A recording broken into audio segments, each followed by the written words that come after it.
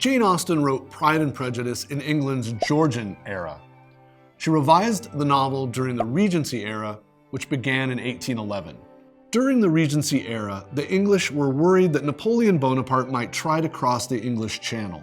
As a result, militias formed around the country. The temporary posting of the militia in Meryton, the town where much of Pride and Prejudice takes place, reflects this concern about invasion.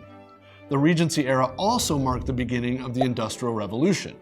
The ensuing trade and manufacturing opportunities allowed some individuals to accumulate massive wealth. This brought sweeping changes to England's economy and society.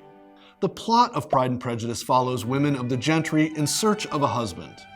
In order to understand Austen's interpretation of the time period, it's important to understand the different social contexts the novel plays on. In Austen's England, the social hierarchy can be likened to a 5-level pyramid.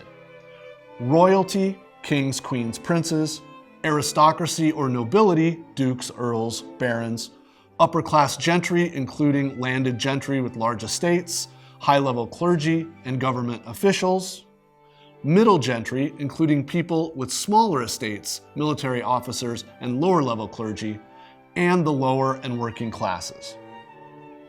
For the most part, Pride and Prejudice represents the interactions of characters from the middle of the pyramid, the gentry. Even though the members of this class often lacked the wealth and resources of the aristocracy, they were free to socialize with them. Women of the gentry did not have careers. In the upper classes, a woman's only acceptable role in society was as a wife. To prepare for her role as a wife, a woman had to master the rules of etiquette. Women who did not marry did not have a clear role in society. Called spinsters, they might at best manage the household of an unmarried brother. Austen herself never married. When her father died, she lived off money provided by her brothers. Unlike other writers of her period, Austen gave her novels everyday settings and characters who lead relatively normal lives. Her protagonists struggle with real problems, usually involving courtship and marriage, through trial and error. Her genius lay in holding the mirror up to the follies and vices of early 19th century English society through lively dialogue and sharply drawn characters.